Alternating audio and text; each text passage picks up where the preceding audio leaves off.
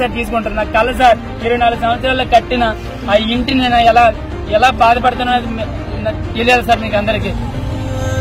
అక్కడో మాట ఎక్కడో మాట ఆడే మా పద్ధతి కాదు సార్ మాకు. ఇక్కడ ధనంపేట గేదెల రాజారావు అని ఆయన ఉన్నారు సార్.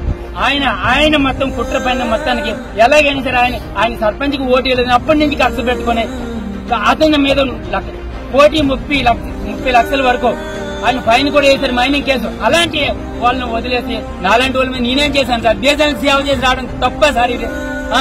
అలా కాకుండా ఇంకా ఎన్క్రోచ్మెంట్ ధనంపేట విలేజ్ లో టోటల్ గా చాలా ఎన్క్రోచ్మెంట్లు చేశారు వాళ్ళందరూ కలిపి. పోరంబ భూములన్నీ మొత్తం ఉన్నాయి వాళ్ళ దగ్గర. అలాంటి పోరంబ తాలూకా భూముల తాలూకా అన్ని ఉన్నప్పటికీ కూడా వాళ్ళ మీద ఏమీ స్పందన లేక ఈ రోజు వాళ్ళ గవర్నమెంట్ వచ్చిందని చెప్పి, కూటమి గవర్నమెంట్ వచ్చిందని చెప్పి నా మీద కట్ట తీసుకోవడానికి, నేనేదో వాళ్ళకి ఆ రోజు ఓటు వేయలేదని చెప్పి కట్ట తీసుకోవడానికి నేను, మా తమ్ముడి ఇల్లు, నా ఇల్లు, మా తమ్ముడి భార్య కూడా, నా భార్య కూడా ఈ కూల్ చేయడం ఇది ఎంతవరకు సమంజసం సార్?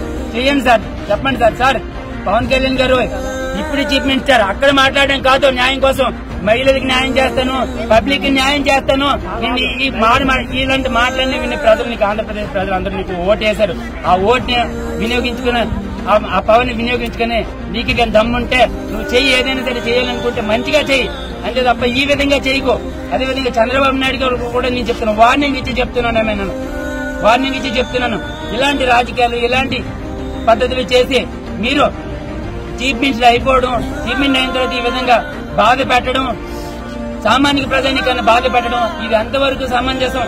న్యాయం జరగాల, గవర్నమెంట్ న్యాయం చెయ్యాలా. చంద్రబాబు నాయుడు గెలిస్తే 3 రోజులు అవ్వలేదు, మా ఇల్లు తీసిస్తారు. అక్కడి నుంచి ఆర్డర్ తెచ్చామన్నారు, అంజాయికి నెట్టుకోండ్రు. అయితే ఊర్లకే తీసేస్తాన్రా, దేశాలకే తీసేస్తాన్రా. జగన్ గెలిచినప్పుడు ఇల్లు తీసేసారా, జగన్ గెలిచినప్పుడు ఊరికి తీసేసారా, జగన్ గెలిచినప్పుడు ఆడవాళ్ళు అన్యాయం చేశారా? ఎందుకు ఈ ప్రభుత్వం వచ్చి మమ్మల్ని తీసడానికి? మా కష్టపడి కొట్టుకుని నా కొడుకులు నాకైనా ఒక్కడికి ఎంజాయ్ లేదు.